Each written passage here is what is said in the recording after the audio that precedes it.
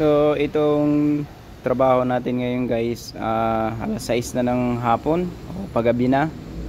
3.2 na 6 speed na na Wildtrak Ranger. Ayan, so ang makina nito guys is 5 cylinder ito. So ang concern ng may-ari is fuel consumption at saka low power na rin. Dahil nakita natin ang kanyang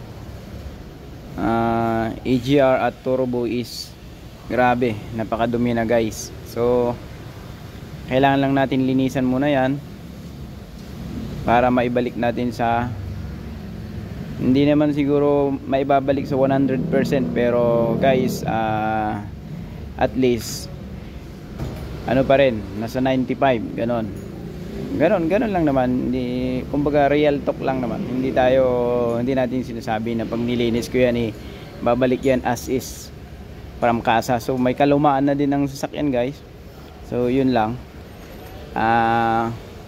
Maaksayado na raw sa gasolina din, sa crudo din. Parang ang tawag niyo sakal pag tumakbo, ano lang siya, maugong, hindi naman tumatakbo ng ganun. Sabi, turbo na yan guys So pinagpalit na sila ng air filter, then hindi ko alam kung nagpalit din sila ng fuel filter. So yun lang, yun na natin guys. 5 cylinder yan, 3.2 na Ranger Wildtrak. Ayan, so medyo mahirap ang dukutan nito guys, pero kailangan natin tapusin kahit man lang hanggang mamayang gabi. At bukas iba naman, bukas kasi kukunin to hindi kailangan, kasi kapag bukas mo nasisimulan to, malamang abutin ka ng gabi. Kasi ang ginagawa kasi natin dito ultrasonic, hindi tayo nagkukuskus lang, kuskus balukos.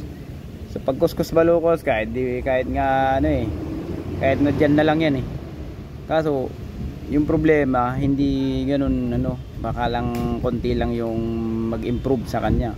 So at least linisin natin na mabuti, pati yung turbo nya, then check up din natin yung ibang mga dapat palitan at dapat i-check up dito para iwas back job. So yun lang, at masabi natin sa client natin na ito pa yung mga dapat gawin o kailangan palitan na parts para di tayo balikan na dahil binaklas natin nagkaganon. Ganon kasi minsan di maiwasan yun. So kailangan unahan mo na.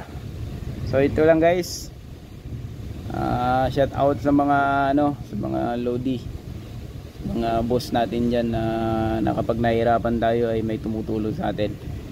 Thank you guys, ingat.